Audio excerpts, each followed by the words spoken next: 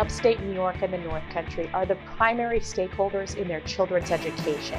But far-left Democrats have pushed harmful COVID mandates and critical race theory throughout New York State, and they've shamefully used federal COVID funds to implement this radical woke agenda in New York classrooms.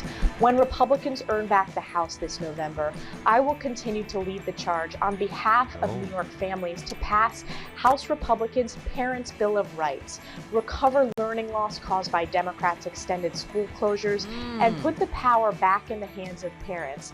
Our kids are at stake. This is our commitment to America. Okay, noted right-wing tool Elise Stefanik. Yes. Talking her bold. Okay, because, that woke agenda of keeping your kids, alive from and educating COVID. them about our U.S. history. Telling them racism is bad. Eek. Yikes. We played that. Why? Because there's a little somebody that knows a little something about school board stuff, right? Yes. Good morning, Karl Frisch. Good morning. Can we just say, what do we say every day here, that elections matter, voting counts? That's right. As witnessed by the fact Karl Frisch only lost by 67 votes in the state delegate race. Karl! Oh, I am so sorry. You tweeted, "I'm proud of the campaign we ran, grateful for all those who volunteered, endorsed, contributed, otherwise supported us. Losing's always difficult, especially when so many people invest their time, talent, and hard-earned money in your cause. I loved retweeting all the Steph heads that were out there with you and campaigning for you." You just said, that said, losing is a little easier to digest when it's someone as capable as Holly Siebold. She'll be a great delegate.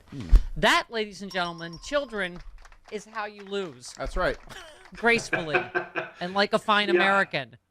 Yeah. I toyed with posting something like, "It was stolen by somebody who got more votes than me." I'm sure people's relative sense of humor about the whole election fraud Yeah, stuff. you never know where people... And then it's like, how many tweets do you break that up into? Because if you only put the first half of it in one tweet and the joke in the other, then maybe they only see the first half. Right. And... Yes. Right. I could have showed up with a Casper pillow and been your pillow girl. There's fraud here, fraud. I want to recount. Okay. So Karl, I was going to say, I just got my ballot in the mail yesterday, and it really did remind me, because I saw how few votes that's the thing. I think that's one of the biggest things we fight is apathy, is people thinking, my vote doesn't count or doesn't matter, and it does matter. Every vote counts. Every single one. And, I often tell people, and I'm glad you got your ballot at home, because, making sure that you have an opportunity to cast your ballot is important. And a lot of my friends say things like, "I like to vote in the polling place. I like to vote, on election day." That's fine. But what happens if something keeps you from voting? What if there's a death in the family and you have to go across the country?